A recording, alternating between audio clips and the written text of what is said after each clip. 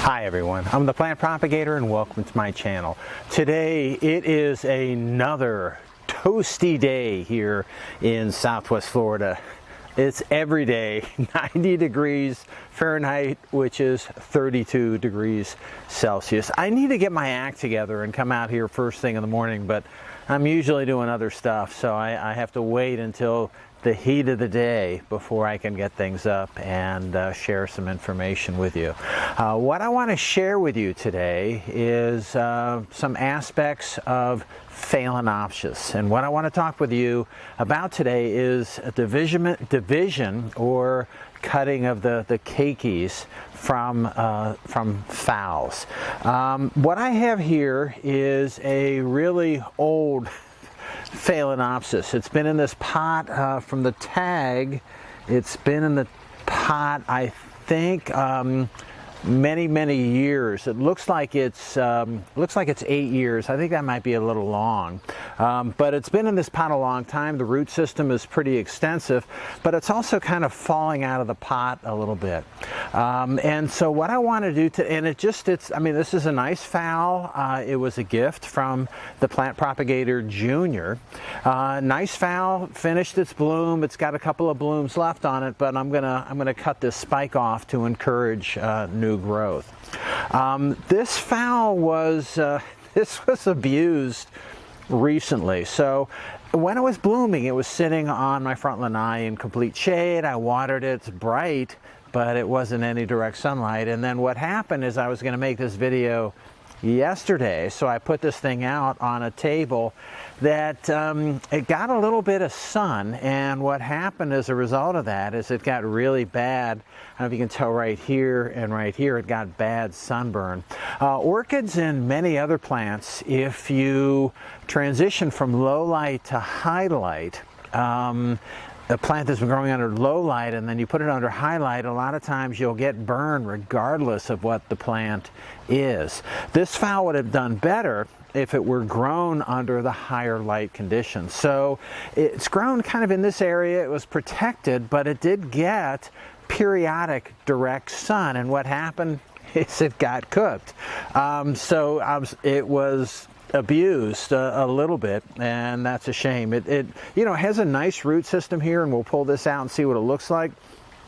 And what's going on here is that the main stalk is right here, but then there's another secondary growth that's coming out of the base of that. And what we'll do, we'll pull it out of the pot, is I'll cut it and separate it, and we'll get two plants out of this one plant. And these will be clones. Now, what happened as a result of this, the burning, is that there's some leaves here that were severely damaged, and then there's a leaf here that's not going to survive because the burned area goes from one side of the leaf to the other, and in that area the tissue has been killed, and so it can't transport nutrients back and forth. On this leaf, I don't know if you can see right here, the burning is just on one side of the leaf, so this leaf is probably not going to get lost. It's going to leave an ugly scar on this leaf, but it's not going to completely fall off. And then this leaf right here is yellowing, and this will probably come off when we're doing manipulations. All right, so how do I grow phals? Well, I grow phals by really not doing too much to them. They're in shady part of my yard. They can be grown really in a number of different conditions. These, I don't remember this. Yeah, it looks like there's a mix of things that we'll have to see when it comes out, but I've grown this. I've grown phals in bark. I like to grow them in a potting mix that I came up with on my own. So these are pieces of the base of date palm, and so I cut this up into small pieces and I use this in the potting mix, and this works really well. It's open, the roots like to grab onto it. Phalaenopsis also can be mounted, and they'll do really well mounted on a number of different media. I have them mounted on my date palm, and that's why I came up with this idea of using the base of the petioles as a potting mix. With date palm, what happens is the leaves grow out, and then once they curl down a little bit, you need to cut them off or remove them. Now what I do is I save the base of those petioles, the base of the leaves. I save those and cut it up into pieces to make this potting mix that I'm using here, and it seems to be working out pretty well for my applications. But you can also use you can use lava stone here. You can use here's a board mounted. These are actually burlap Phals that I mounted on this board. These have been here probably for a few months, and I'm starting to get some root growth. So the roots from these, and these I grew from seed, so these are starting to grow on the board, and these are watered with my irrigation system 3 days a week, and then I fertilize 1 day a week with a spray fertilizer application. So these are starting to grab on. The plants themselves look really good, but most importantly is the roots are starting to attach to this board, so that's really nice to have. The other thing that I do is I grow them. These are more seedlings that I grew, and these are just in, they're still in the original orchiata. They're still in the original 2-inch pot, and that's fine. And then what I have here is, yay, these are seashells, conch shells, and because the beach is about a mile that way, so these were collected from the beach. And then I just took these seedlings, these same seedlings that I have, can't hold them, the same seedlings that I have right here, I just placed them in the opening of the conch shell, and I should say I drilled some holes in the bottom just to get some drainage, but it's just kind of a novelty. It's an interesting thing that I did in order to see how this would work, and it looks like it worked pretty well. The roots are starting to grow out on these things. And you look at them, they're doing pretty well. I don't know, I think they're going to flower in here, but we'll see. These are small conch shells. I mean, they get a lot bigger. These are small, and it's for fun. I'm doing this, and we'll see how it goes. I think the roots probably are going to go down in here, and then the conch, if you go down in here, it's all swirled inside, and we'll see how these do. I don't know. So anyway, you can grow phals are really easy to grow. They'll bloom a certain time of the year. Down here in the winter time is when they bloom, and like I said, this one is just finished up blooming. Most of my phals look really bad because they have just a few flowers left on a bloom spike, and they're pretty beat up.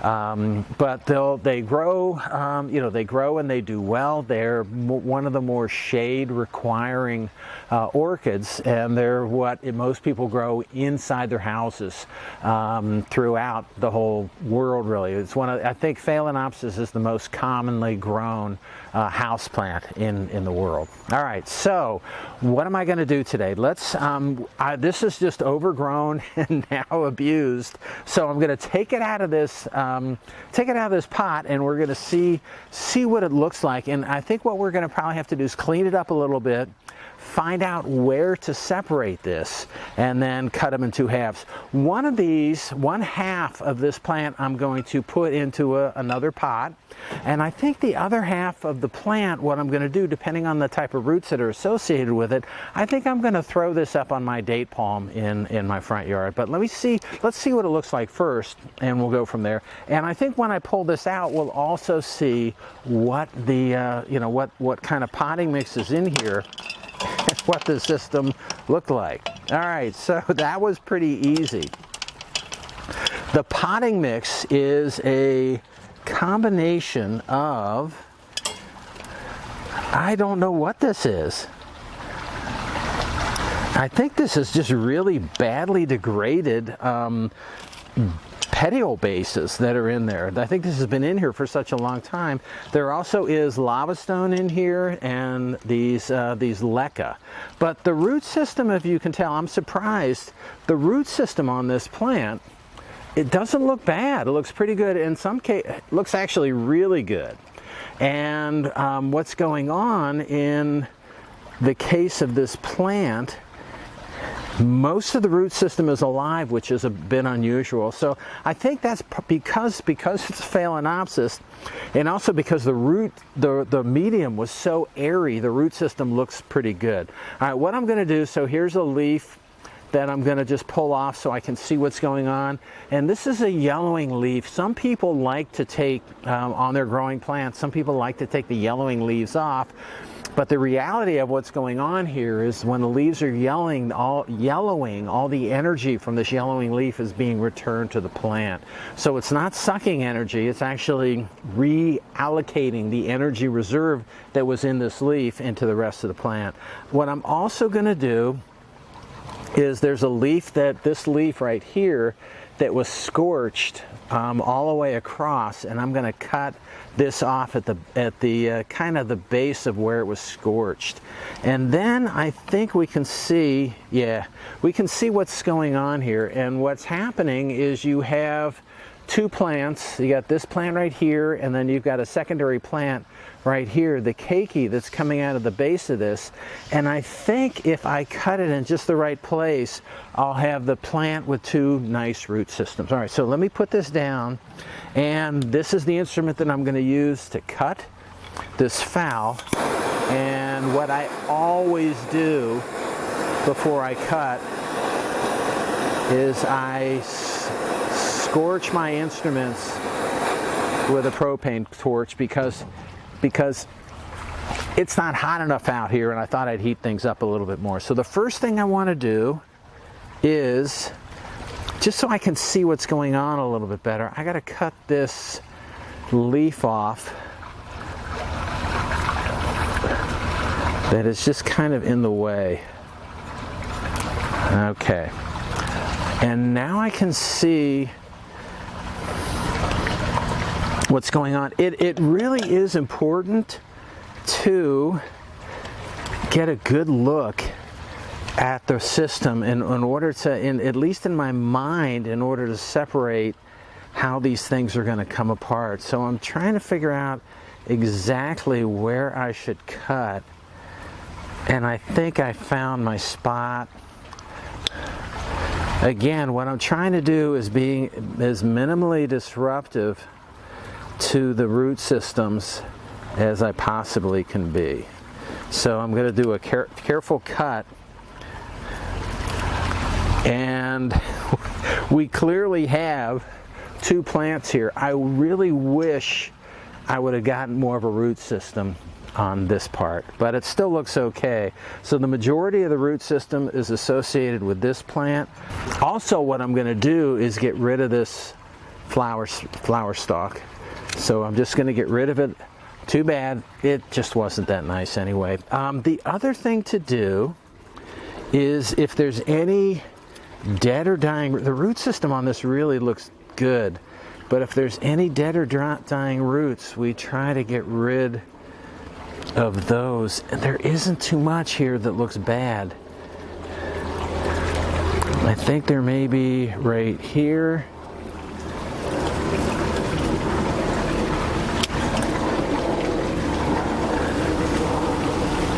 Right here, that was there. It looks like they're all in the same major root piece. Everything else, this is a surprise because everything looks, so a lot of times when I do this, the root systems are so rotty that it just doesn't do any good to you just got to remove most of it. Orchids are very they're very vigorous, and they recover real quickly. And so, especially with the root systems, you can cut almost all of the orchids, all of the roots off of orchids, and they grow back really, really quickly. But that's a nice root system right there. So what I'm going to do is I'm just going to place this in this pot, because I didn't realize the root system was going to be so extensive. So I'm going to place, so I had some lava stone in the bottom of this pot, and what I had to do, because I had so much roots associated with that, I had to pull that off. All right, so what I have now is this plant that is where the roots are they're down and they're really good, and they're off to the side, and I'm going to try to position the plant in here nicely. But the roots now are, they're down there and they're out of the way. The other thing that you'll notice here is that what I try to do with phals, and what you're supposed to do with these guys, is have them growing sideways. It's how they grow in, you know, in nature. And the idea, what you're trying to avoid is when it rains, you're trying to avoid, or irrigates or fertilize or whatever, you're trying to avoid water collection in the crown, which leads to some rotting issues. The next thing that I'm going to do here is take these big chunks of these petioles from the date palm, and I just shove them in here the best that I can. And these are huge chunks, and what I may do, which is fine. I mean, you look at this, and what you have to remember and what you have to understand is that the orchids in nature are going to grow with their roots just out and exposed. So the fact that I'm putting this in here and that the roots are kind of hanging out and very exposed is okay. It's fine. So I'm going to jam these things down in here a little bit, and I need some smaller pieces, which I'm trying to find. That's a nice small piece there, in order just to fill in some gaps. But you don't really, I'm not sure if you really need to. All right, so that's essentially, I don't even need that. And this looks terrible. I mean, look at that. That looks terrible. But what'll happen is, I mean, the roots are in there good enough. The plant's in this pot pretty nicely. There's a lot of bark mixed in there. I got my tag right here, which I can't forget to add. And this guy is ready. What I'll do before I return this to my my growing space, and this plant is going to be behind my shed in the shade, just because of we don't want it to get too much scorched anymore. Okay, so this one's done. I'm going to water it in to make sure it's good, but I think it'll do really well. What I'm going to do with this other plant right here, so this is the other one that we cut off, and this is pretty sad looking, and this actually has more not so nice roots on it, and I'm going to have to take those off. Once you take off the not nice roots, there's not much left here, but that's okay. All right, so gotta pull that off. All right, so that's good. So there's not much to this, but you know, they don't need that much. So what I'll do is I'm just going to strap this onto my date palm tree in my front yard, and just let it go. You have to kind of watch the orientation, get it in there so that if there is some nice new roots that are growing on this, those should be close to the tree. But then what happens on orchids is you'll get a bunch of new root initials that will grow here, and those will grab on as well. So what I'm going to do again is kind of put this in a nice place. I'll use rubber bands to attach it, and I'll get a picture of it, an image, a video of it when I'm done. And then again, what I do is I'll kind of water it in and make sure everything is all positioned. Again, both of these orchids are going to go in a shady location because that's what phals like. All right, that's all I have for today. I hope you enjoyed my videos on phal and how to treat them when you divide, and how not to treat them, which is too much sun quickly. If you like my video and you want to keep on seeing them, it would help me out if you can click on like, share, and subscribe to my channel if you're not already a subscriber. All right, that's all I have for today. Again, I hope you enjoyed it, and happy propagating.